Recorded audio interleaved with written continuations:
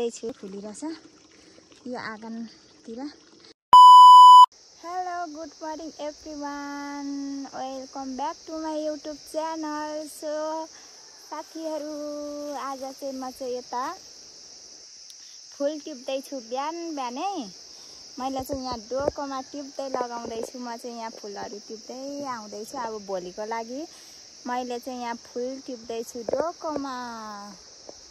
भोलि भाइटिकाको लागि म चाहिँ यता फुल टिप्नु आइरहेछु। अहिले चाहिँ यता चाहिँ यो फुलहरू म बारीमा टिप्दैछु अनि यहाँ डोकोमा चाहिँ टिप्दै लगाउँदैछु। अब चाहिँ म चाहिँ फुल टिप्दै उ निस्किनु पर्ने यताबाट उताबाट। म चाहिँ यता फुल टिप्दैछु। यता चाहिँ हाम्रो चाहिँ यो मजाले चाहिँ फुलिसकेको छैन। यसपाल फुल ढिलो भएर कोपिला भइरहेछ। त्यही भएर अहिले चाहिँ म चाहिँ यहाँ फुल टिप्दैछु। यहाँ हेर्नु न कुनै चाहिँ कत्रो गरामा छ। यसपाल चाहिँ फुलहरू पातलो छ। यो कोदोबारीको छेउछेउमा छ यता उँभो तर खासै धेर चाहिँ छैन। यसपाल फुलहरू मजाले फुलेको छैन, सब कोपिला छ। यसपाल ढिलो भयो नि त फुल, त्यही भएर धेर जस्तो कोपिलै छ अनि त्यही भएर म चाहिँ टिप्दैछु। अब अरूमा टिपौँ भने हुँदैन, त्यही भएर अनि अब डोकै बोक्नु परिरहन्छ अनि म चाहिँ डोकोमा टिप्दै लाउँदैछु है फुल चाहिँ।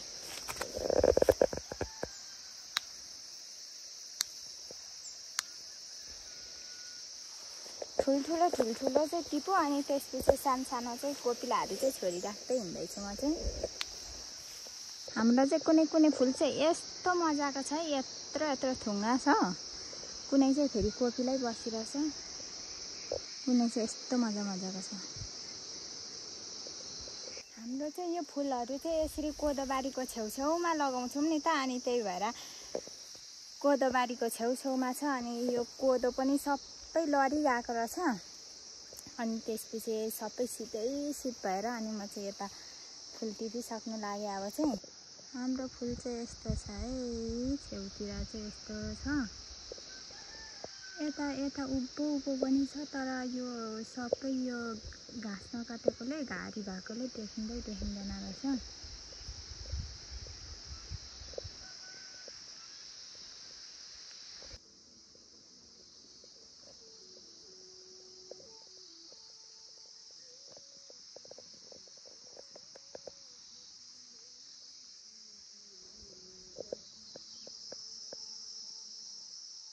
अब चाहिँ मैले चाहिँ फुल पनि टिपिसक्नु लागेँ। अब चाहिँ 2-3 गरा छ।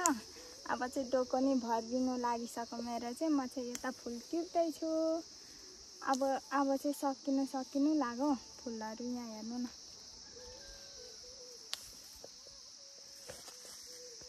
डोकोमा छ। यहाँ चाहिँ टिप्दै डोकोमा लगाउँदै गऱ्यो भने चाहिँ सजिलो हुन्छ। त्यही भएर म चाहिँ डोकै बोकेर आइरहेछु अनि त्यसपछि यहाँ फुलहरू टिप्दै लगाए सजिलो हुन्छ। डोको पनि बिसाइराख्नु पर्दैन, बोकिराखो।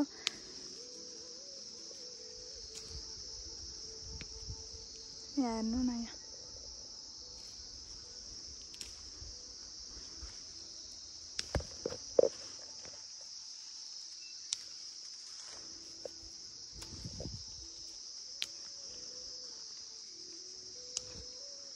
फुलहरू चाहिँ यस्तो छ कि तर यो चाहिँ घाँसहरूले गर्दाखेरि उ भइरहेको छ।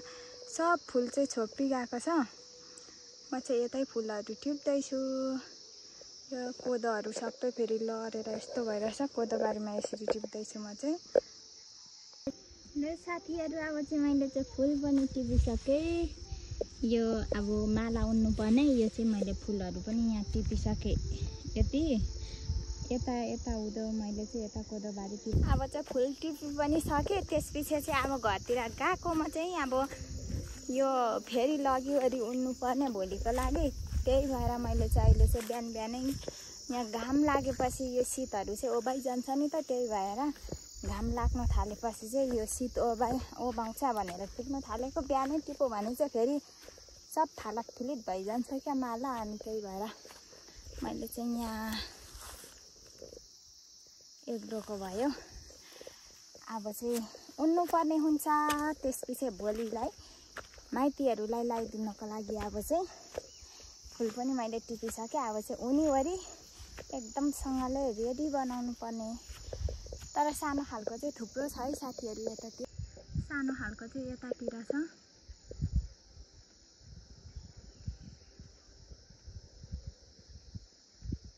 यतातिर छ है सानो खालको चाहिँ निकै छ। सानो खाले चाहिँ अब यतै उम्रिन्छ, फेरि पछि सुकेपछि झर्छ अनि बिरुवा उम्रिन्छ, आफै फुल्छ।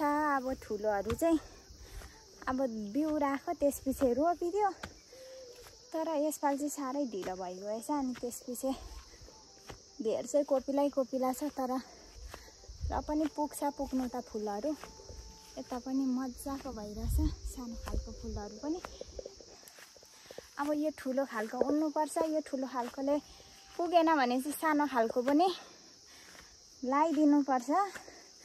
अब भरै उन्दै जाउँ के हुन्छ। पुगेन भने चाहिँ अब सानो खालको पनि फेरि टिपिवरी उन्नुपर्ने। हाम्रो चाहिँ अनि यता पनि फुलिरहेछ है। यो सानो खालको चाहिँ मजाले फुलिरहेछ यो आँगनतिर। पहिले चाहिँ मजाको हुन्थ्यो यो ठुलो खाले नै। तर यसपालि चाहिँ यो सबै कोपिला छ, कुनै यो सबै कुखुराले खाइदिगयो। त्यही भएर यस्तो खालको पनि कोपिलै छ यसपालि धेर जस्तो। फुलिरहेछ यहाँ मजाले यो खालको पनि।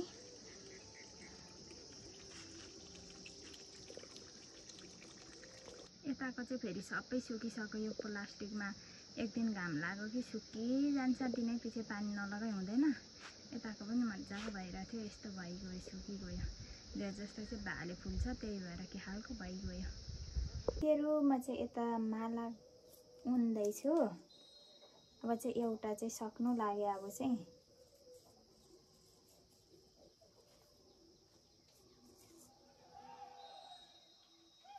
साह्रो लामो हामीलाई त छोटो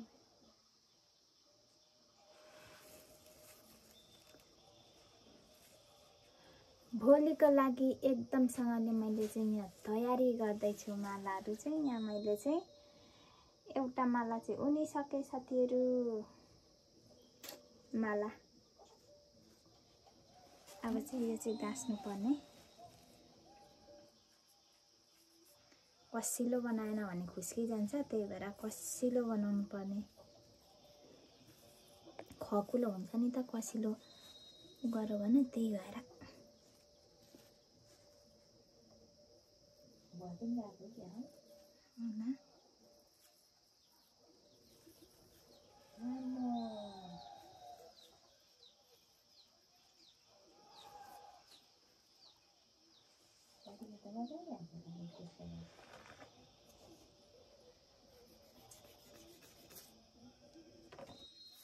यो गीत मलाई कस्तो मन परेको थियो साथीहरू। माला मैले चाहिँ गाँसिसकेँ एउटा चाहिँ। आज चाहिँ यहाँ गाँस्नु पर्ने अब अरू पनि।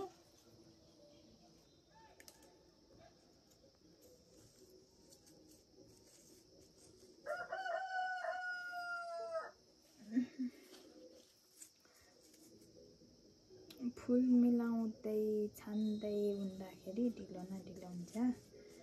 त्यही भएर भर्खर एउटा चाहिँ सकेँ, यहाँ झुन्डाइरहेछु। अनि त्यसपछि यो मैले उन्दैछु।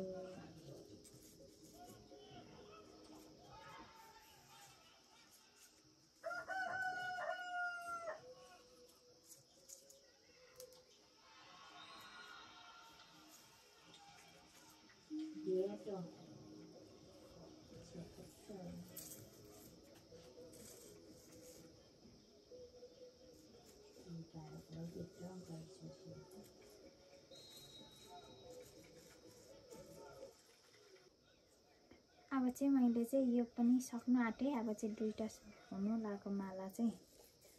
यो पनि अब चाहिँ सक्नु लाग्यो। फुल छान्दै उन्नुपर्छ, त्यही भएर ढिलो न ढिलो हुन्छ। जितो नेपाली होइन।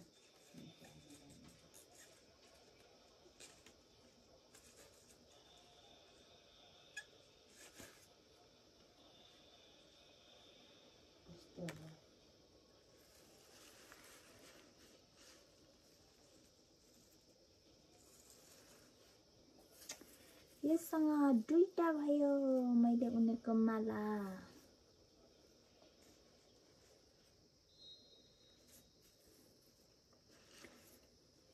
तर हाम्रो चाहिँ माला चाहिँ टन्नै चाहिन्छ, त्यही भएर टन्नै उन्नुपर्छ। भर्खर दुईटा हुँदैछ।